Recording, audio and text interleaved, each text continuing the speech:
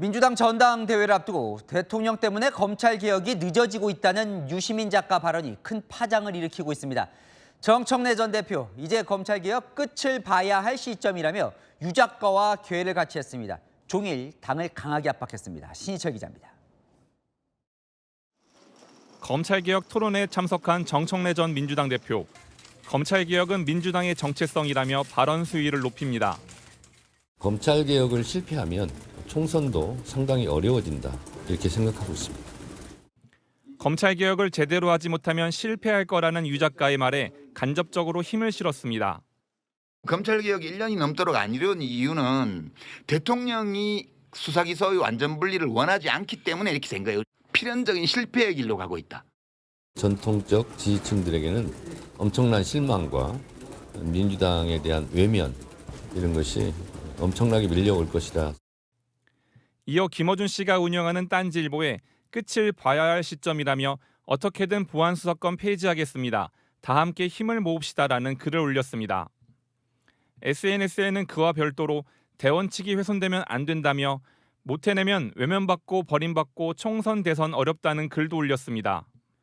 정 전 대표가 올린 딴지일보 글에는 대통령이라도 적이라는 댓글이 달렸고 SNS에는 검찰 수사권 폐지 반대 배후에 대통령이 있는 것 같다는 글도 올라왔습니다. 채널A 뉴스 신희철입니다. 민주당 강경파들은 보안 수사권 전면 폐지를 위해 총력전에 나서는 모습입니다. 존치 주장을 하는 민주당 의원 실명과 얼굴이 온라인의 좌표처럼 돌아다니고 별도로 토론회도 열어 압박했습니다. 이기상 기자입니다. 다시 고쳐쓰기 어려운 그런 기관이 바로 검찰 아니었습니까? 더불어민주당의 깃발과 상징과 같은 검찰 개혁을 오염시키거나 찢으려 하지 않았으면 좋겠습니다. 보안 수사권 폐지라는 약속을 지켜라. 김용민 민주당 의원이 주최한 토론회에서 쏟아진 발언을 정리하면 이렇습니다. 강경파인 조국혁신당 의원과 친청계 의원들이 앞장섰습니다. 경찰이 기소 의견으로 송치하더라도 보안 수사를 통해서 윤석열에 대해서 무혐의 처분할 것입니다. 윤석열을 위한 보안 수사권입니다. 진보 성향 온라인 커뮤니티나 정 전 대표 SNS에는 보안 수사권 존치안을 발의한 민주당 의원들, 이른바 11적 명단이 공유됐습니다. 이거는 보안 수사입니다. 보안 수사. 새롭게 뭘 하는 게 아니고 보안 수사가 수사예요, 그냥. 수사인데 보안이라니까요. 그렇죠. 수사는 그냥 수사예요. 지금 민주당 강경파 당원들은 정성호 법무부 장관의 사퇴까지 주장했습니다. 검사 수사권 옹호론자는 응원봉 광장이 시민이 원한 법무부 장관이 아닙니다. 채널A 뉴스 이기상입니다. 대통령을 직접 겨냥한 유시민 작가를 향해 친명계가 일제히 맹폭을 쏟아냈습니다. 유시민의 난이라는 표현까지 쓰며 시효가 다했다. 공상과학 소설을 쓰고 있다. 반격 수위도 셌습니다. 배정현 기자입니다. 친명계는 일제히 유시민 작가가 선을 넘었다고 맹폭했습니다. 노골적으로 이재명 대통령을 디스한 거죠. 금도를 넘었다고 생각합니다. 시효가 다 됐다라는 표현을 쓰면 그렇지만 도저히 공감이 안 간다. 이재명 대통령을 향해 필연적인 실패의 길로 가고 있다고 평가한 데 대해선 미래 예측이 월드컵 문어보다 못하다. 공상과학 소설을 쓰고 있다고 날을 세웠습니다. 유 작가의 조언을 저주라고 평가절하하며 이제 그만 저주의 언어를 거두라는 질타도 이어졌습니다. 유시민 작가님이 지적하신 충정은 이해하겠으나 그것을 저렇게 저주와 악담식으로 표현한 것은 좀 맞지 않는 게 아니냐. 한 친명계 인사는 유시민의 정치 복귀 선언으로 들린다며 정부를 흔들려는 유시민의 난으로 규정했습니다. 일각에서는 영향력이 줄어드는 데에 대한 유 작가의 조바심이라는 해석도 내놨습니다. 영향력이 어떻게 보면 점점 줄어드는 거잖아요. 본인 스스로가 약간 좀 이거 왜 이러지? 내가 뭐 이런 딜레마가 있는 거 아닌가요? 김민석 전 국무총리도 통상적인 평론의 영역을 벗어난 것으로 보인다고 지적했습니다. 채널A 뉴스 배정현입니다. 친명 진영에선 유시민 작가의 과거 발언, 행적들을 끄집어내 비판에 나섰습니다. 김대중 정부 5년 내내 흔들고 괴롭히더니 이제는 이재명 대통령까지 흔들어 댄다고요. 뭘 문제 삼고 있는지 이솔 기자가 보도합니다. 김대중 전 대통령 비서실장을 지낸 박지원 민주당 의원. 유시민 작가가 김 전 대통령을 비판했던 과거를 조목조목 끄집어냈습니다. 1997년 대선 때 보수정당 조순 후보를 지지하며 DJ 필패론을 역설했다며 유 작가가 DJ 정부 5년 내내 흔들고 괴롭혔다고 직격한 겁니다. 특히 집권 2년 차에는 하야론과 정신 이상설까지 제기하는 폐악질 회방을 놨다고 비판했습니다. 김민석 전 총리도 유 작가 파묘에 가세했습니다. 유시민 작가께서 민주진영의 대통령들에 대해서 강하게 공격하신 것이 여러 번 있으니까요. 네. 김대중 대통령이 망할 것이다. 노무현 대통령님의 한미 FTA에 대해서도 지금은 왜 그러셨을까? 유 작가는 김대중 전 대통령 임기 2년 차에 대통령님에 대한 기대를 이제 접었다며 2년이면 실망하기에 충분히 긴 세월이라는 칼럼을 쓴 바 있습니다. 1997년 대선을 앞두고는 자신의 저서를 통해 김대중의 대통령 당선 확률은 제로에 가깝다고 주장하기도 했습니다. 이재명 대통령 지지 성향인 온라인 커뮤니티에는 유 작가를 두고 정당 브레이커라는 비판글도 올라오고 있습니다. 개혁국민정당, 열린우리당, 국민참여당 등 유 작가가 과거 창당과 탈당을 반복한 사례를 나열하며 진영을 쪼개왔다고 비판했습니다. 채널A 뉴스 이솔입니다. 대통령을 직접 겨냥한 유시민 작가의 비판에 청와대가 첫 입장을 내놨습니다. 직접 충돌은 자제했는데 대신 청와대 출신 인사들이 총대를 맸습니다. 대통령 최측근 김남준 의원은 대통령이 외로울 거라는 글을 올렸습니다. 이상원 기자입니다. 대통령 성남시장 시절부터 함께해온 청와대 대변인 출신 김남준 민주당 의원. 문득 대통령께서 참 많이 외로우시겠다는 생각이 든다며 유시민 작가를 강하게 비판했습니다. 유 작가의 발언은 독설에 가깝다며 대통령 말을 왜곡해 대통령을 적으로 만들지 말라고 했습니다. 대통령 정무수석을 지낸 우상호 강원지사도 오류가 있다며 유 작가를 겨냥했습니다. 이재명 대통령은 개혁에 반대한 사람이다. 이렇게 몰고 가는 논리는 저는 이해할 수가 없습니다. 청와대는 이 대통령은 검찰개혁의 핵심 가치에 한 번도 흔들린 적이 없다면서도 직접 대응은 자제했습니다. 특정인의 발언에 대해서는 별도 입장을 가지거나 별도 대응하지 않습니다. 대통령은 3대 메가 프로젝트 사업 전국 소외론 관련 발언을 했던 정청래 전 민주당 대표를 겨냥한 듯한 반박을 했습니다. 실현 불가능한 얘기를 해가지고 사람들을 더 섭섭하게 만들면 그게 무슨 해결책이 나와요? 상황을 더 나쁘게 만들죠. 그런 걸 무책임이라고 그러죠. 무책임. 채널A 뉴스 이상원입니다.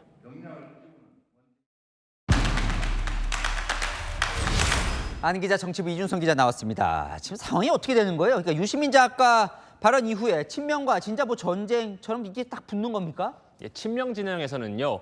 유시민의 난이라며 격앙된 분위기가 감지됩니다. 이재명 대통령을 향해서 80분간 쏟아낸 유시민 작가의 작심 발언. 집권 2년 차에 갓들어선 현직 대통령을 사실상 들이받은 건데 전례를 찾기 힘든 일이거든요. 정치권에선 일회성 해프닝이 아니라 향후 누가 민주당의 미래 주도권을 쥘 것인가. 진영 내 세력 전쟁의 서막이란 얘기가 나옵니다. 방금 이제 이 기자가 집권 2년차 초반이라는 얘기를 했는데 그럼 유 작가는 그야말로 좀 속된 말로 뭘 믿고 저런 비판을 세게 했을까요? 예, 제 한 친명 핵심 관계자 얘기 들어봤는데 이 싸움이 더 커질 것 같다며 유 작가가 본인 민주당의 대주주라 생각한다 이렇게 말했습니다. 유 작가가 이재명 대통령을 깔보는 거다라는 말까지 나오던데요. 유 작가는 노무현과 문재인 정부 탄생에 깊게 관여한 진영 내 주류였습니다. 지금은 문조털레유라는 멸칭으로도 불리지만 어제 방송 조회수 봤더니 150만을 넘는 등 여전히 진영 내에서 영향력이 큰 인물이죠.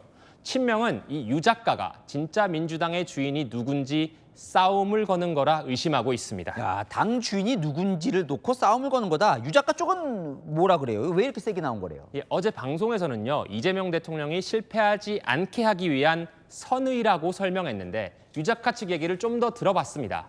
한 관계자는 2024년쯤부터 이 대통령 지지자 커뮤니티에서 친노와 친문의 비판이 쏟아졌다면서 분열을 노린 것 같은데 운조털레유식 비판을 내부에서 외면한 대가를 치르고 있는 것이라 하더라고요. 이 2024년 총선을 앞두고 비명학살 논란 등 민주당 내 세력이 1차적으로 재편됐던 시기거든요. 이후 민주당이 가는 방향 더는 동의하지 못하겠다. 옛주류의 반격으로도 보입니다. 유 작가 이야기를 어제 쭉 들어보면요, 이 불만이 상당히 여러 지점에서 많아 보여요. 네, 여러 곳에서 전선이 형성돼 있습니다. 일단은 인사죠. 왜 힘들게 정권을 뺏어왔더니 우리 편 대신 저쪽 편인 보수 인사들만 쓰냐, 이 불만이 상당합니다.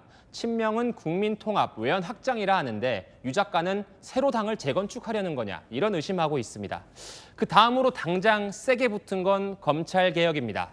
노무현 전 대통령을 잃은 경험이 있는 구주류 세력의 뿌리 깊은 트라우마죠.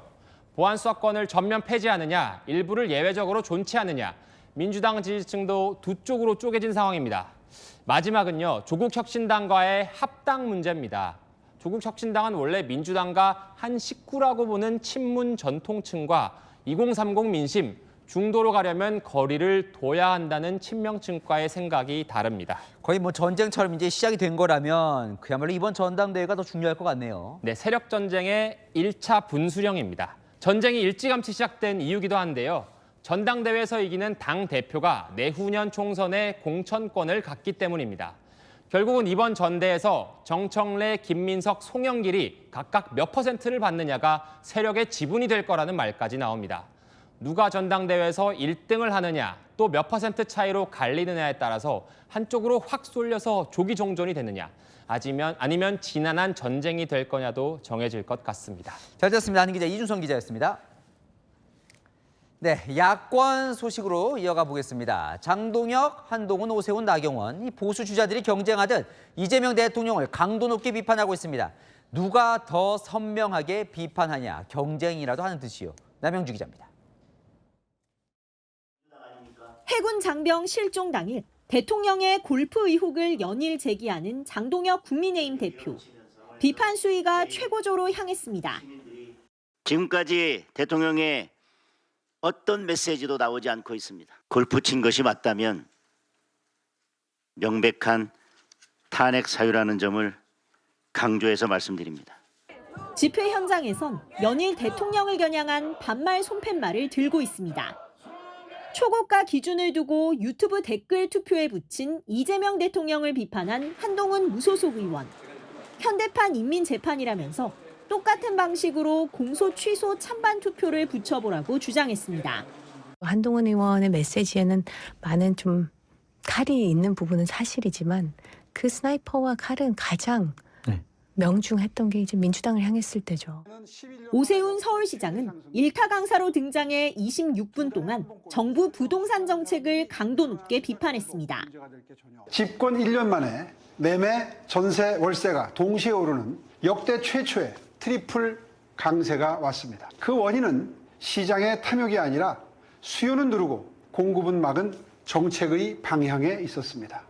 나경원 의원은 김용전 민주연구원 부원장의 유죄 판결을 지적한 이 대통령에 대해 노골적 재판 개입이자 명백한 직권남용이라고 목소리를 높였습니다. 각각 보수 재건을 기치로 내걸었지만 당내 상황이 지지부진한 상황. 이 대통령을 비판하며 본인의 존재감과 선명성을 과시하려는 행보라는 분석입니다. 채널A 뉴스 남영주입니다. 육군, 해군, 공군 사관학교 각각 다른 유니폼이죠. 이제는 하나의 학교로 합쳐집니다. 국군 사관학교. 새 학교가 들어설 장소는 대전 자운대로 확정이 됐습니다. 한때 대한민국을 좌지우지했던 육사는 80년 만에 사라집니다. 어떻게 달라지는지 자운대 현장에서 전민영 기자가 취재했습니다. 대한민국 건국과 괴를 같이 해온 육군사관학교가 80년 역사를 끝으로 사라집니다. 서울 태릉에 있는 육군사관학교, 경남 창원, 충북 청주에 있는 해군사관학교, 공군사관학교가 폐교하고 대전에 통합사관학교를 세웁니다. 새롭게 출범할 국군사관학교는 대전 자운대 지역에서 위치하여 창의성과 융합성의 사고, 전문성과 기술 감수성이 구비된 장교를 양성해 나갈 것입니다. 대전 자운대는 카이스트와 항공, 천문 관련 연구원이 가까이 있어 첨단 기술 융합에 유리하다는 게 국방부 설명입니다. 국군사관학교가 들어설 대전 자운대 앞입니다. 지금 이곳에 있는 육군 교육사와 종합군수학교 등을 이전해 학교 부지를 확보할 걸로 알려집니다. 이제 신입생들은 육군, 해군, 공군 각각 학부를 선택해 입학하게 됩니다. 학생들은 4년 내내 대전에서 함께 생활하면서 1, 2학년 때 공통교육을, 3, 4학년 때 각 군별 맞춤 교육을 받게 됩니다. 현재 약 24% 수준인 민간인 교수 비율을 50% 이상으로 늘리고 현역 교수의 처우도 개선하기로 했습니다. 국방부는 연내 입법을 목표로 하면서도 생도 선발 시기와 방식, 규모 등은 공청회를 거쳐 발표하겠다고 했습니다. 채널A 뉴스 전민영입니다. 그럼 왜 합치는 거냐? 국방부는 6회 공군이 함께 교육을 받아야 시너지가 난다고 합니다. 이른바 합동성 얘기인데요. 자, 반면 6회 공사 동문들은 이 대전엔 바다와 비행장이 없는데 해군과 공군 전문성을 갖출 수 있느냐? 이런 반발도 나왔습니다. 정성원 기자입니다. 국방부가 사관학교 통합 필요성으로 내세운 가장 큰 이유, 6회 공군이 한 팀처럼 움직이는 합동성입니다. 오늘날 전쟁은 지, 해, 공, 군종의 경계를 넘어 우주 사이버, 전자기 스펙트럼 등 다영역 통제할 수 있는 국방부 관계자는 군별로 사용하는 언어도 다르고 경쟁도 심하다며 통합 시너지를 강조했습니다. 하지만 사관학교 출신들은 학교에선 전문성이 더 중요하다고 반박합니다. 합동성은 졸업 후 훈련에서 배우면 된다는 논리입니다. 오히려 육지로 둘러싸인 대전에서 바다 훈련과 공중전 훈련은 어떻게 하냐고 반박했습니다. 바다를 보고 바다 냄새를 맡으면서 함정에 직접 체험하면서 해군 장교로 육성되는 것이지 육지에서 가끔씩 한번 바다를 보면 능력이 키워지지 않고 높은 산이 있습니다. 거기를 활용해서 이제 뭐 활강 훈련도 하고 막 실제적으로 그쪽으로 가게 되면은 그런 훈련을 못 하는 거죠. 국방부는 자운대에서 1시간 반 거리의 평택에서 해사훈련을 하고 40분 거리에 청주 비행훈련장이 있다며 문제 없다는 입장입니다. 채널A 뉴스 정성원입니다.